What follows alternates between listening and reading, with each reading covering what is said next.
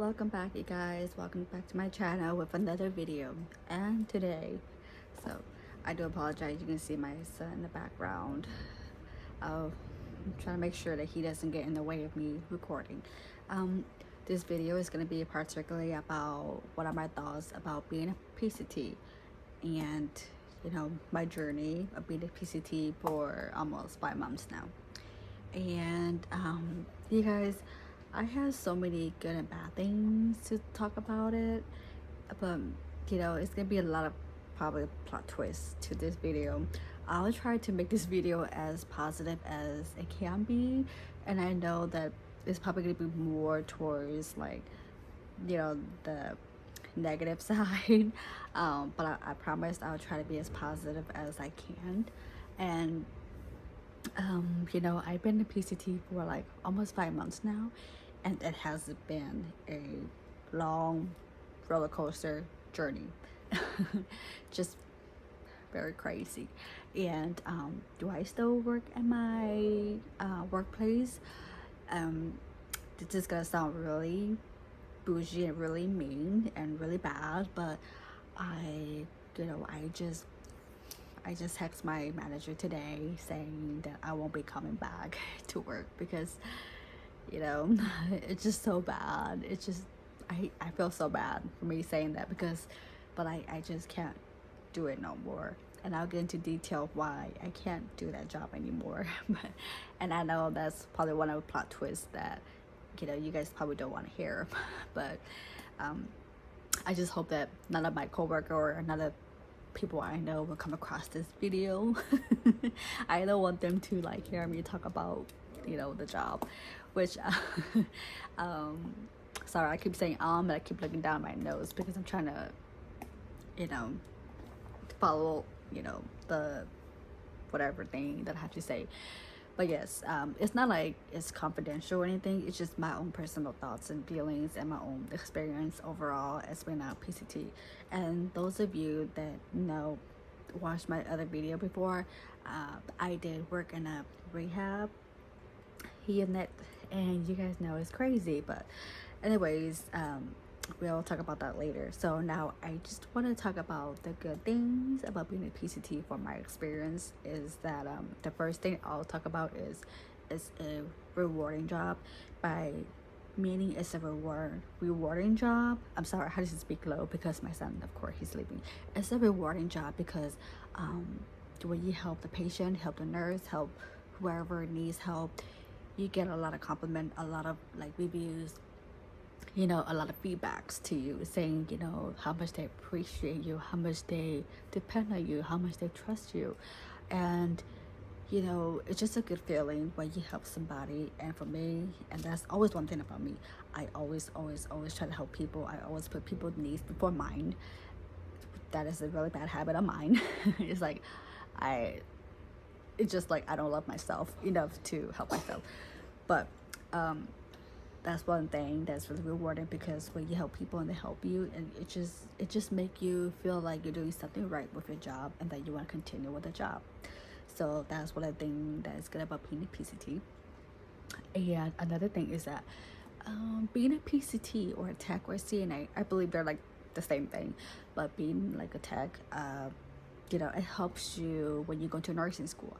So meaning that when you're learning the skills, you're learning all this stuff, and then when you're also in nursing school, you're getting a hands-on, and the roles or duties of what you need to do in order for you to go into nursing school. And so I feel like this can be a good or a bad thing, like pros or con thing.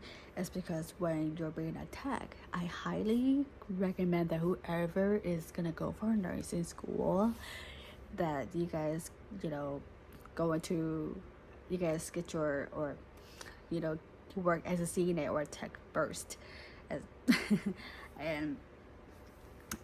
and some of you are probably gonna be like, no, I don't want to do that. But being a CNA or a tech will really help you like know more of the role of what you need to do in order for you to go into nursing school. Because sometimes nurses that go to nursing school, when they first start off as nursing school or nurse, like sometimes I'm not gonna say for all, but sometimes some nurses they will not want to help their tech at all because they say, oh, it's not my job. It's a tech job that they have to do. But you know, if you're a tech before, like how I am, and a lot of techs are going to agree with this, because a lot of techs, we do a lot of physical work because we work right under the doctors and nurses, mainly the nurses, and we had to do a lot of transferring, meaning like you had to help the patient go use the restroom or whatever, this and that. So you do a lot of physical work, and you have to, most of the time you have to help clean it, you know, clean the patient's poop or pee. And it just, you know, when it get really busy, it's really crazy. And you know, it's just overall that sometimes the techs do a lot of work, and it's just really physically draining.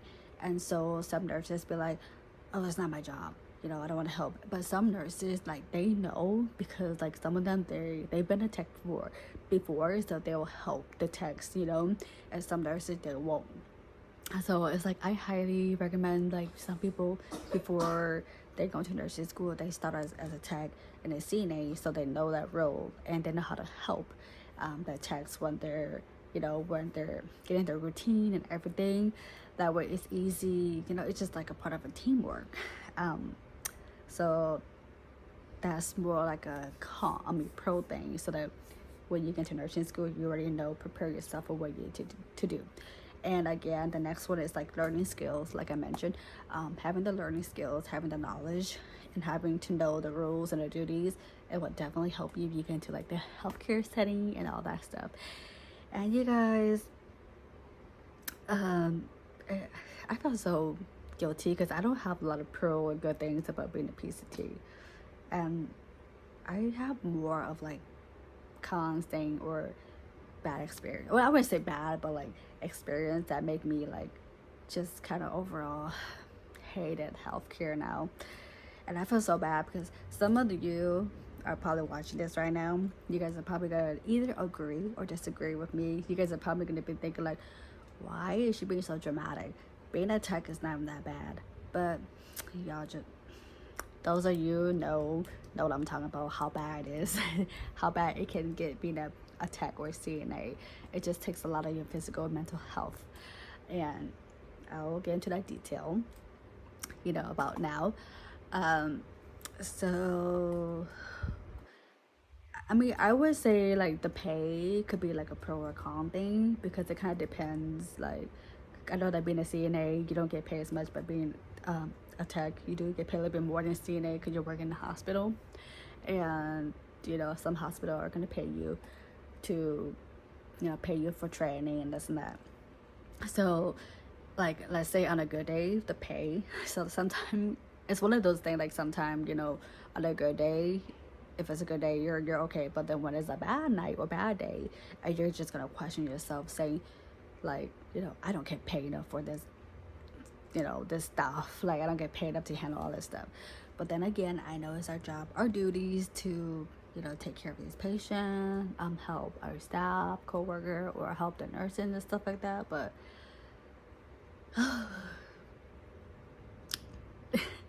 sometimes it's just crazy, you guys. I'm talking about crazy. I just feel so bad because I just hope none of my co-worker or anybody see this video. And it's not because I'm saying bad things, it's just, you know, overall, I'm just talking about my overall experience. And another thing about hygiene that could be a con, you know, hygiene doesn't really bother me because I'm used to it. You know, I have kids, so wiping the butt or wiping their pee doesn't really bother me. But to some people, it really bothers them because they can't handle the smell or see it. But, you know, to me, I always have my mask on every time I go into the patient room, so that smell doesn't bother me at all. And the next one. All right. Again, some of you are probably going to be saying, I'm not trying to scare you guys with this video, because I know there are some good videos out there talking about, you know, the good things about being a PCT, and I'm over here talking about, you know, my experience of it being crazy as a PCT. And I'm not trying to, I'm trying to make it a positive video as much as I can, but I feel like it's going more towards the negative side, which I do apologize, but I just want people to be aware of it from my experience, that they might feel the same, and that you guys are not alone and you feel like what I'm feeling. So, and the next one is going to be the most common one, to why some people either gonna pursue their health setting career, or they're either gonna stop the healthcare setting career. Is it takes a lot on your mental and physical health.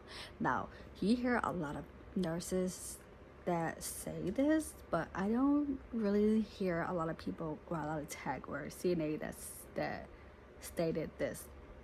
And some of you are gonna probably think like, oh my gosh, she's a tech. It's normal. Why are you a tech, the lowest of the lowest, so-called, on the lowest, I can't, like, category, which, some people like refer CNA or tech to the lowest of the lowest category of nursing. And that, why am I feeling this? Because it is a lot of work. Being a tech and being a CNA is not easy task sometimes. I mean, it's basic tasks, but it's a lot of work, a lot of physical work, and some people don't understand that. And so, and when you're like a tech or a CNA, people don't want to help you just because they think you're a tech, you're a CNA, and that you're so-called classified as a bottom of the category, which is a really sad thing, because that's why I feel like a lot of nurses, they don't want to help, because they see it as techs or nurses like that. I mean, not nurses, are techs and CNA like that, which everybody to me is equal. He helped me, I help you. If you don't help me, then, but I'm still going to help you regardless, because that's just how I am. That's my nature, is to help.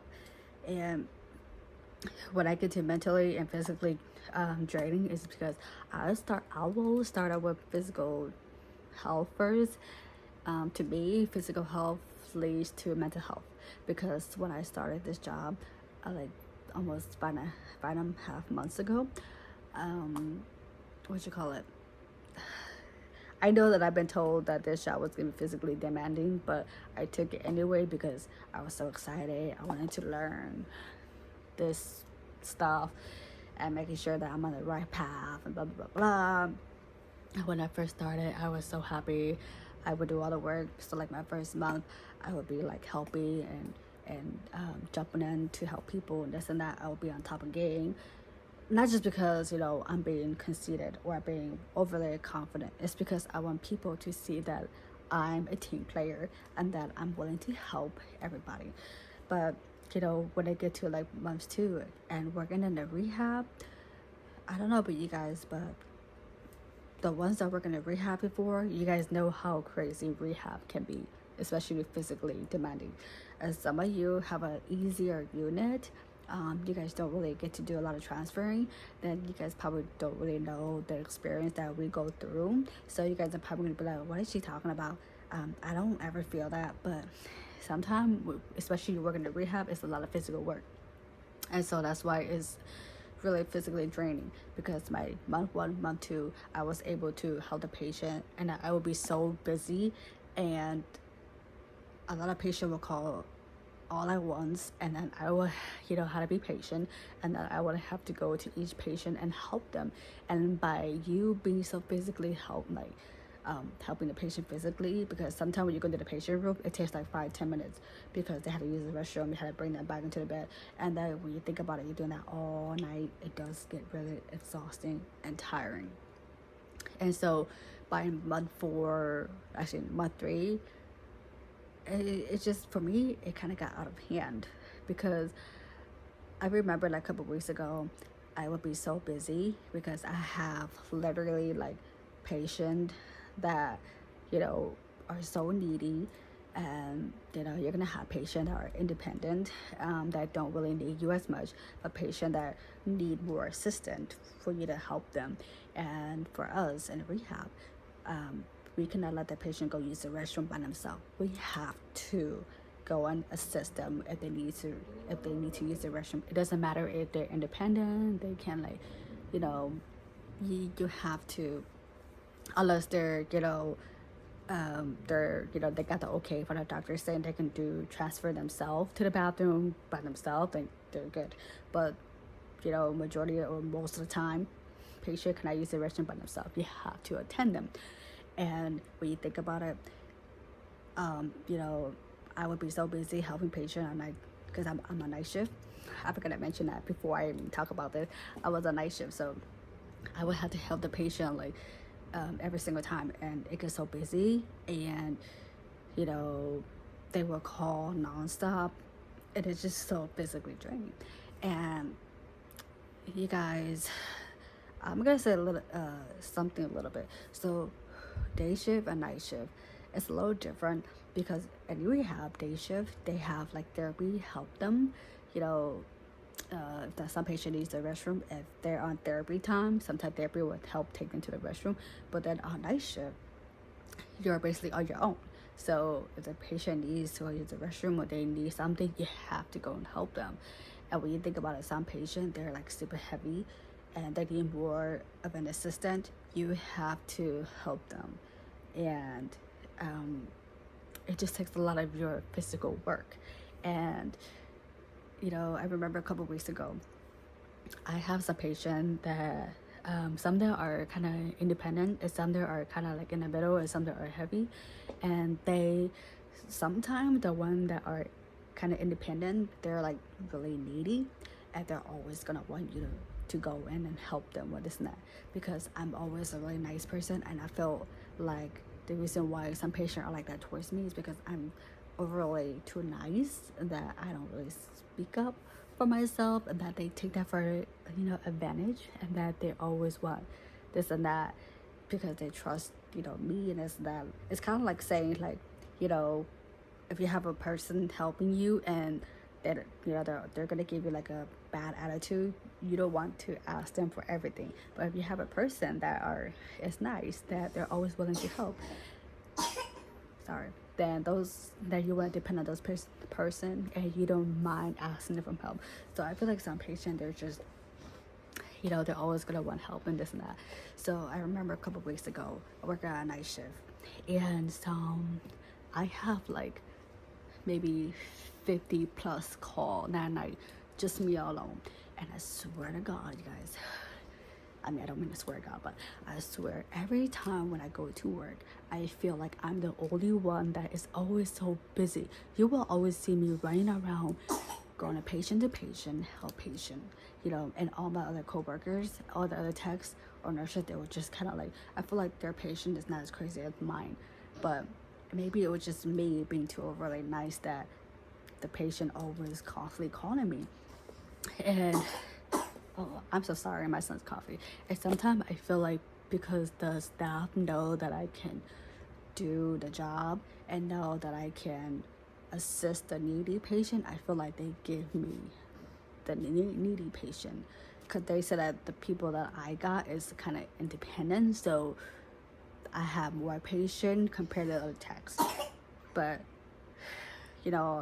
and that really makes me pretty frustrated, because I feel like it's not fair, because I'm having all these patients that are so needy, and I have to attend them, and then I feel like I'm doing all this work and I'm always so busy, and I remember I would have to go do my vitals, and my other techs, they would finish the vitals before I ever did, because when I go into my patient's room, they haven't even gotten in bed yet, and they would need to go use the restroom, and each of them would take like 5-10 minutes, and if they're still up, then you would have to assist them to the bathroom, take them back and set them down or lay them in bed, and it takes like 5-10 minutes. And sometimes the nurses, they will ask me, oh, are you done with vitals, this that, which I would be like, no, I'm not done, because patient are still up. If they needed help, assist them. And they're just so crazy, because that's been going on for like days, or every time I go into work, it would just get so exhausting, so physically draining. And to the point where I feel like it's affecting my mental health. It's because it's so much physically work. And I know that I repeat the word physically demanding so many times, and I do apologize for that, but it is. And then I have like nurses who understand the feeling, so they will help me, and I have other techs who knows what I go through, and they will help me. But sometimes they can only help so much, and you're always gonna be on your own. And sometimes, yeah, it's just ridiculous, crazy, and that's what I feel like it affected my mental health, because I just couldn't really do it no more. Because it's not that I'm being selfish, it's because, I'm trying to have self-love. It's because I know that, like I said, I'm supposed to help these patients. They can't help it then in the hospital. But at the same time, when you have to help the patient, you always have to be the one to, do like, what would I say? Like, people depend on you, and you're running around making sure everything is okay. And you gotta, like, these duties that you have to do as well as being a tech, and it's just so much that I feel like it's making my mental health so bad, to the point where, like, I don't even want to go to work, because I just don't know how to make my mental health better. And I used to be full-time, but then I switched to PRN thinking it might help me, but honestly it did not help at all. I just felt like I just lost motivation to do my job. And, when I was a PRN, I got uploaded to another unit, and nobody ever want to go to that unit because it's crazy. But then when I go to that unit, I'm always so anxious that every single minute or hour when I'm on the clock, and I feel like somebody's gonna call me for me to go and, have like me help them. But maybe I just have an easy night on that unit that night, so it was pretty okay. But I was just so anxious. It's just so bad. So it was okay, but in my unit it was just so crazy. And not only that, I forgot to mention that in rehab, at a morning time, we have to get the patient up in the morning. So can you imagine, you have like 8-9 patients. Some of you guys say, oh, 8-9 patients is not a lot, but in rehab, that's a lot. Considering, like, some patient, like when you go do vitals in the morning, they want you to use the restroom and all that stuff, and it takes a lot of your time, and sometimes you're gonna fall behind because of that. But I'll get to that in a bit. But yes, we have to get patient up in the morning for them to start, breakfast, and get them ready for breakfast and therapy. And so some patients don't ever want to get up in the morning, and that was one thing why it's so hard, because you had to get them up in the morning. And when I go to this other unit, I didn't have to worry about getting patient up in the morning and get them ready. And and a lot of people on day shift, they will get mad at you if you're working in rehab and that you don't get the patient up, for breakfast, and they will have to go get the patient up. But it's not because that we're being lazy on night shift. It's because, not everybody's gonna want to get up, and some people are gonna try to fight you, not like physically fight you, but try to, like, argue with you, saying they don't want to get up, which they have to get up. And you only have that 1 hour to get them up, because you can only get them up during a certain time, because some of them are gonna complain that, oh, it's too early, it's too whatever, and they want to go eat breakfast at a certain time. And it's just so frustrating. And so a lot of day shift will get mad because they say we don't do part of a job, which we do, but it's like they don't understand. And I think that's one thing about day shift and night shift. It's like they don't understand each other. So, yeah. And when I used to work, and then when I work at the other unit, I was so worried. So I was like, do I need to get these patients up? And I thought about it. I was like, oh yeah, I don't need to get them up. They can just relax, and then I just need to give a report to the other tech, and then I'm good. So it's really different in the other unit compared to rehab. And to me, rehab, it just, the experience just take a lot of my mental health, and why I feel like I don't ever want to get into the healthcare setting ever again. I did want to go back to get my nursing degree, but then when I thought about it, I was like, no. I tried to get healthcare a second chance, but after that, I was like, nope, not anymore. Like I don't want to put myself in this kind of state again. It's just really bad. When you're in this situation, you know how bad it is, then you know how crazy it can get. And so I'm just trying, you know, like I'm having a different career path that I'm trying to take now, which hopefully I hope that it will go smooth, that'll be okay. But yeah, other than that, I think like the last one for it to be like a con on my list is managing time. Okay, so managing time. Sorry, my phone died. I don't have enough storage, so I'm gonna try to make sure I wrap this up really fast for you guys. Anyway, managing time. So on a good day, if you were to manage your time, having stuff, getting stuff done on time, or you know, stay on top of everything, then everything will go smooth. But if you on a bad day, if you, let's say you go into work and you got all your stuff done and you're on task or on time, but then all of a sudden something happened and you know the patient decided that they need to whatever this and that, and then you lose track, you know, your time is going to be pushed back and you're going to be off track. And that's what happened to me.